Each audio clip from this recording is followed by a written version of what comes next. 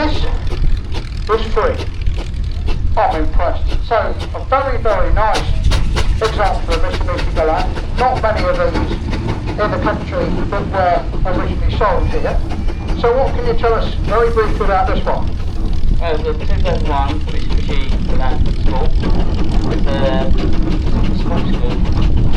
It's got 180 weight horsepower.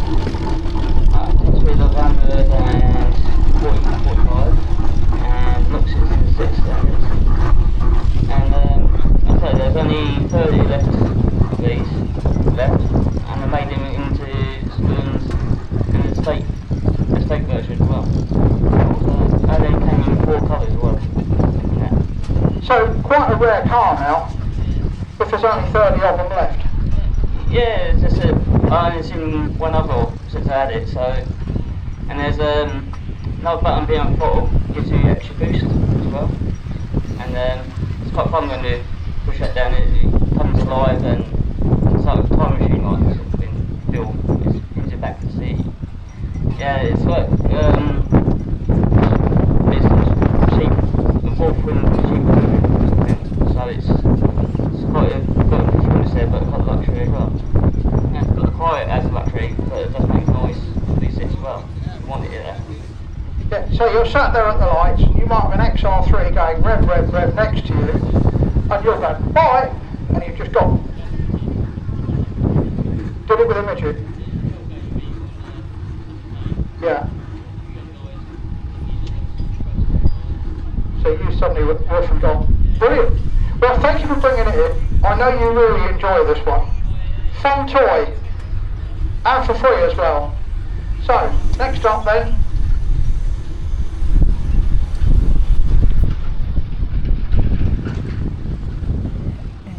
I think we're going to go all district nurse now, aren't we? Oh yes. What a fantastic car. The Morris Minor 1000. Now I think they did 1 million of these, because I think there was a 1,000,000th Minor came off the line.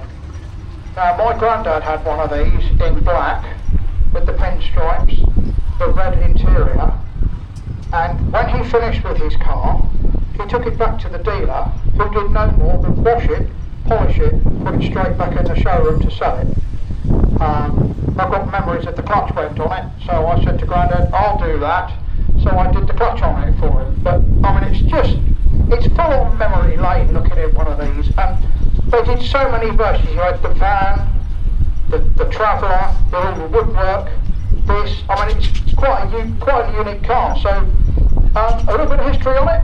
Okay, so I've owned this one for 19 years, and it was my everyday car. So I used to go from Maidstone to Tunbridge Wells for work and back in it.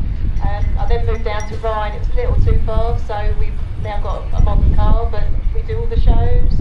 It's been used in 6 family weddings. It's a family. I mean, my husband needed a car to use because his car wasn't around for a couple of months, so again it was back bought out. And, she's fantastic. She's a 1098 cc engine, but we think has been brought out to 1275 because it can keep up the traffic, but the brakes, it takes a bit to slow it down. So but the funny story with this one was originally owned by a vicar who one of his parishioners gave it to him.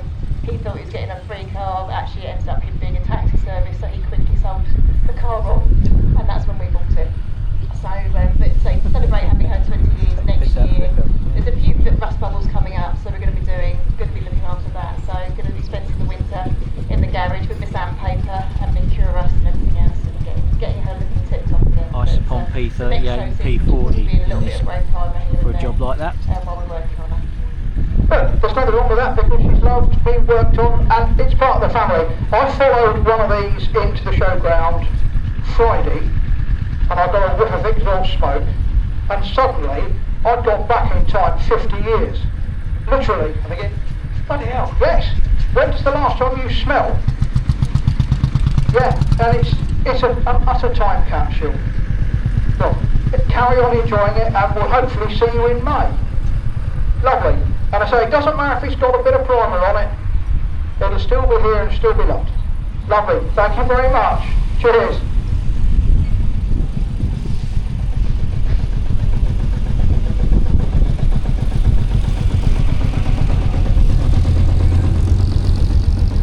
Not one, but two. Fantastic. Yet another one. In fact, same colour as Grandad's with the red stripes on it and everything, and the red interior. I mean, it's a proper time capsule. Say, Grandad had one of these. So I'm looking at the side here. This has a bulge down the side. This is where the trafficators would have been, but they couldn't be bothered to change the moulding, so they left it, and in some cases that's made a little blank plate that fitted over that. The trafficators used to pop out from the side and flash, but you only had one on each side. A lot of people don't understand what the hell a trafficator is, or hand signals. Yeah, exactly. So you've got to drive it with signals, but you've got indicators on it. It's exactly the same as Grandad's car. So just a bit of history. And I remember the end of the indicator still lights up, so you can see that flashing, so you know you've still got your indicators on. So a bit of history on this one. Don't know much about the history, but we've had it a couple of years and it's been running perfectly fine. I couldn't tell you. Yeah, but probably the 1,000. Something like that. Runs really well though, and it's a really nice runabout. So, like when we get ready for Boyle show, because everything's so close, we use this to run ourselves back and forth over the fields, because it's quite an easy one to use. And they're very simple. The A series engine just goes on and on. If it's got oil, fuel, and water. Yeah, absolutely. On M25, that just goes on and on and on. It's painful. But it's lovely to see it. Thanks for bringing it in, and it's really appreciated. In fact, I appreciate it's the last day of the show. We've got a few people watching and listening, and they can get some enjoyment from seeing your car. Thank you very much. Cheers.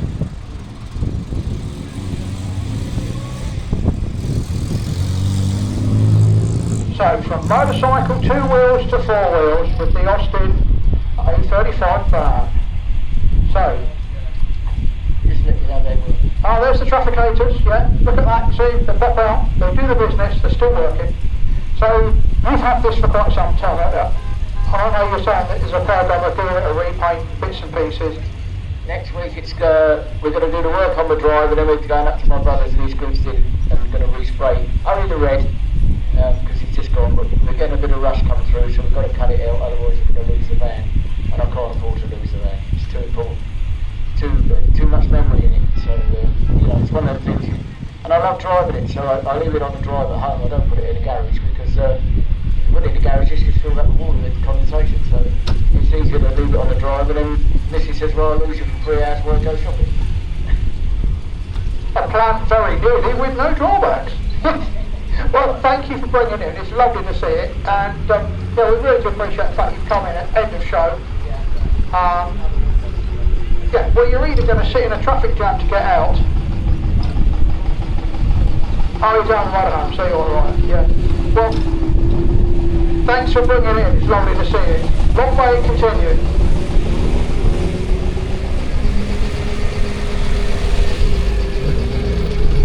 Now, purring it in front of me is an Austin 7. Absolutely beautiful example thereof with the black vinyl roof. So, what can you tell us about this one, sir? It's 1931 Austin 7. I can't really tell you much more about it because I've only just got it. You've only just got it? Wow. What a toy to buy. So there's still a lot to learn about it? 100%, yeah. I shall learn it. And have you still got to play with advanced and retard ignition and stuff? Yeah. Because basically you need to either advance or retard the ignition depending what you're doing with the car, if it's under load. Modern cars, it's all done electronically.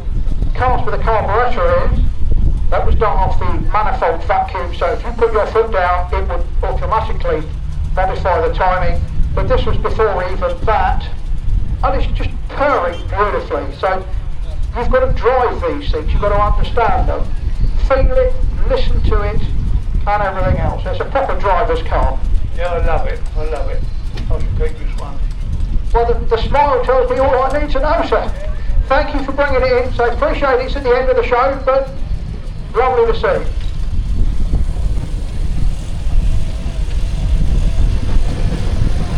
Hello. So staying with the Austin Mark. Another 1931. Is this the Chummy? By Steve? I've got printed yesterday that it's not. I still need to look into it, but yeah, I thought it was a Chummy, but no. Chummies are earlier, I think. Yes, because I was thinking, hang on a minute, we decided discussed got the yesterday smoke this was a going Chummy, over him, man. so I feel I need the trap. So have you had it long? A year, only a year. Yeah, this is the sort of first show out with it. Went across the Parsley last year, and we're doing it in a couple of weeks across the Hope Sept that for the cloud day. holds off, Staying because overnight, that looks do a little iffy. tour around. Lovely, brilliant. Well, it's fantastic to see it. I mean, it's very, very basic, but what do you need? You know, what's it got? 4-speed gearbox or 3-speed? 3-speed. Yeah. Yeah, I do like the. You've got two different types of air conditioning, haven't you? You've got sunroof, air conditioning, or both. Yeah. Well, it's darkening over a bit now, so. But thank you for bringing it in. It's lovely to see it. We do appreciate you coming in. So now, you're going to push the correct pedal. It's a Model T Ford. That sounds lovely. That's sort of For mass poetry in personal motion. motoring, It's that very is economical like Genesis. this though, isn't it? There's 1 million miles to the gallon. Yeah, absolutely. So, this was a British built one, I believe? Yeah. So we found out the engine, I'm told, is from 1914, and it's a British engine, although model, exactly the same as the American one. The chassis is 1970. So looking through some of the old books, what they used to do is they come out the Second World War, is take the bodies off and then put a coach-built body onto the car. And that's what this is. Around about 1919, 1920. So it's out of the First World War, not the Second. You said Second. Oh dear. You take it the first. No, it's not good at my age. But I mean, again, it's just a fantastic piece of kit. I mean, if you look at this, it's all brass. It doesn't need to be polished. Why polish it? Because if you polish it, you've got to keep polishing it, and that's an absolute pain in that. But it's nice. It's before everything was all chromed. It's just a lovely example of the Model T, and it's not as per Henry Ford, is it? Bits are black, but that's green. I think it looks nice in green, actually. So, sporty, yes. Because again, I mean, these aren't quite as easy to drive as you think, are they? Because you've got a number of pedals to play with. That, despite the fact that it was the first car to ever sell in numbers that people could afford, the controls were not in the way that we see them now. If you look to the right, you see the Austin 7. That was the first car to spread that idea around the planet. And away you go. Once you know you've mastered it, it's easy. Do you have advance and retard stuff on there? Yeah, so everything, yeah.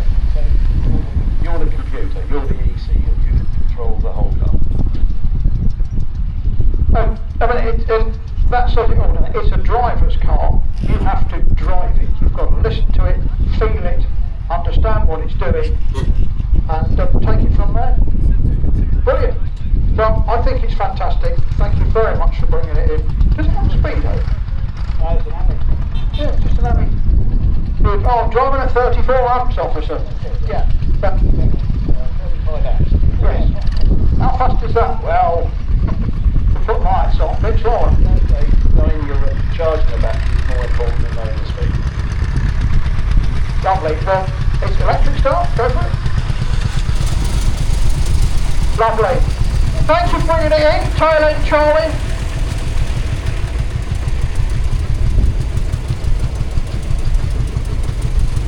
Lovely example of the Model T Ford. So that concludes all of the arena events for the show this year. Your attendance is very much appreciated, and thank you to our car drivers for coming in. And because if you leave now, you're only going to be sat in a traffic jam. So we do really appreciate you coming in.